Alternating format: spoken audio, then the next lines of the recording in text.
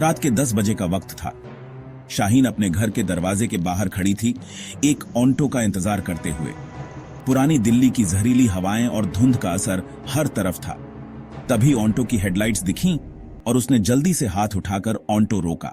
Old Delhi railway station चलोगे? चलिए madam. Shaheen onto में बैठ गई, लेकिन रात के सफर का डर उसके चेहरे पर साफ दिख रहा था। अपने बैग को टाइट पकड़कर वो पॉल्यूशन भरी हवा के साथ अपना मास्क एडजस्ट करते हुए बैठी रही। मैडम, मुंबई क्यों जा रही हो? वहाँ मेरी पार्टी ने इलेक्शन जीत लिया, बहुत प्राउड फील हो रहा है। अच्छा है मैडम, बस यहाँ तक सेफ पहुँच जाए, मुंबई का बाद का देखना। शाहीन को उसका टोन थोड़ा अजीब लगा, लेकिन उसने इग्नोर कर दिया। तभी उसके फोन पर नोटिफिकेशन आई, अनरेस्ट इन मुंबई सेलिब्रेशन टर्न्स वायलेंट। उसने न्यूज आर्टिकल नहीं देखा और सोचा कि बस एक्सजेरेशन होगा।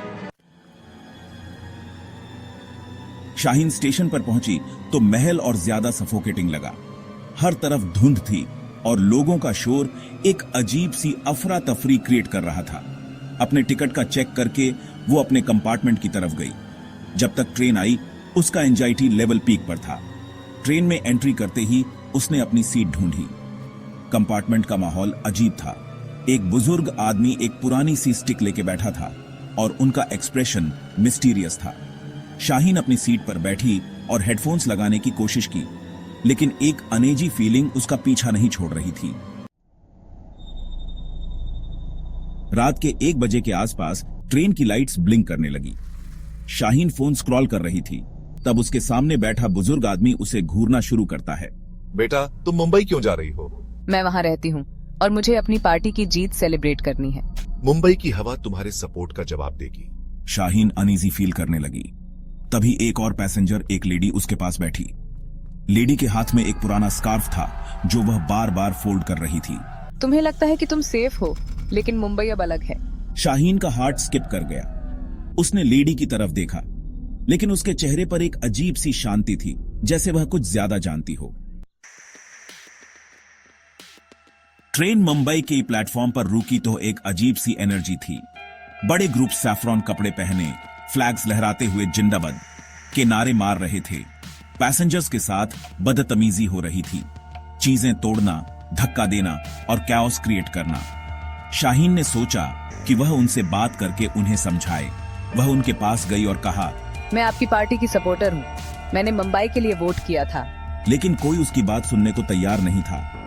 एक आदमी ने उसका बैग खींच लिया और जोर से झटका दिया। शाहीन शॉक्ड थी। यह वही पार्टी सपोर्टर्स हैं जिनको मैं अपना समझती थी। सपोर्टर? अब मुंबई तुम्हारे सपोर्ट की जरूरत नहीं रखता। शाहीन पीछे हट गई, लेकिन तभी एक औरत कहती है, तुम्हारे जैसे लोग समझते हैं कि इलेक्शन जीतना सब कुछ है।